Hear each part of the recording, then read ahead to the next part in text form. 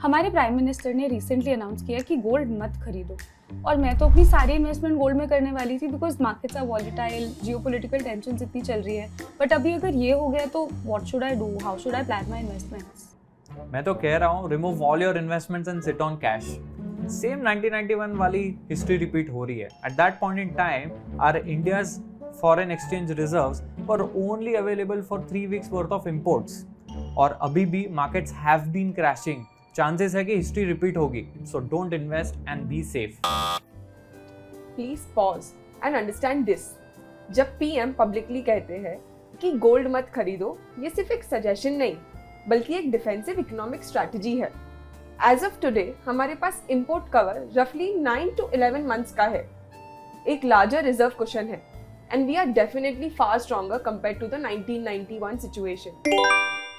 आई understand कि country और economy पे प्रेशर है, फॉरेक्स रिजर्व्स का इशू है, but what about our investments? वो तो प्लान करनी ही चाहिए ना। How should I go about that? And what if the geopolitical tensions even rise above than what it is today? मैं तो कहता हूँ सेफ रहना ये समय पे ज़्यादा बेटर है।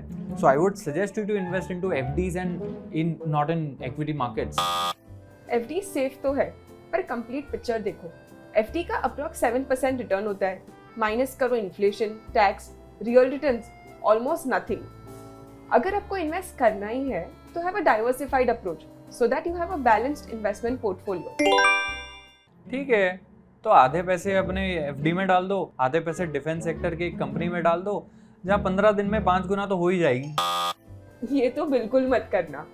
पीएम की स्पीच के बाद मार्केट्स वॉलेटाइल है, इसका मतलब ये नहीं है कि तुम किसी भी रैंडम टिप को सुन के इन्वेस्ट करो।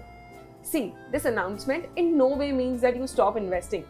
अपनी SIPs कंटिन्यू रखो, डेट और इक्विटी का बैलेंस मेंटेन करो और किसी भी रैंडम टिप पर नहीं बल्कि एक सेबी रजिस्टर्ड एडवाइजर की ही एडवाइस सुनो।